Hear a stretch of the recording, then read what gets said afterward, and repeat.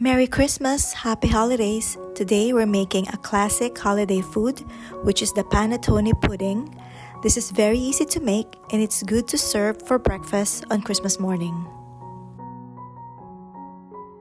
You will need a store-bought Panettone bread. We usually receive this as gifts during the holidays, so that's convenient.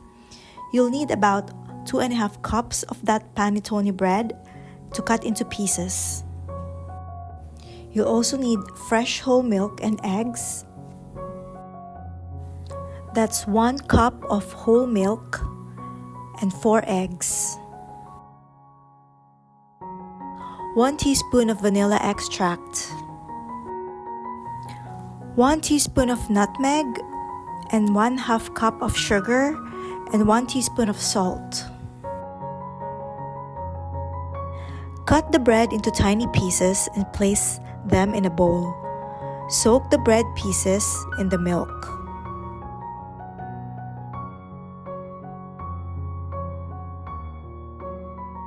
You want to soak the bread until soggy.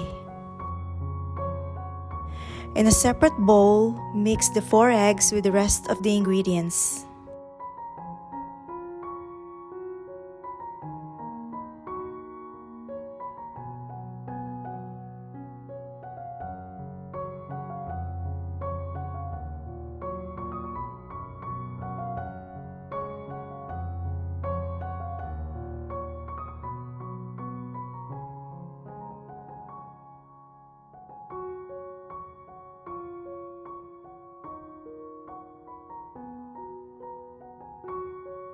In the baking pan, combine the egg mixture with the soaken bread together.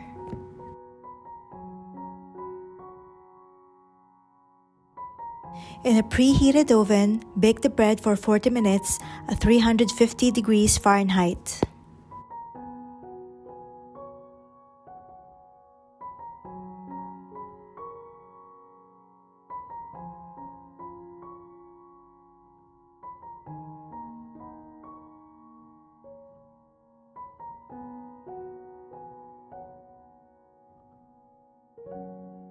I hope you can try this simple, classic holiday recipe. Everyone will enjoy the Panettone pudding for breakfast on any cold winter morning. Thank you for watching. Until next time, happy holidays!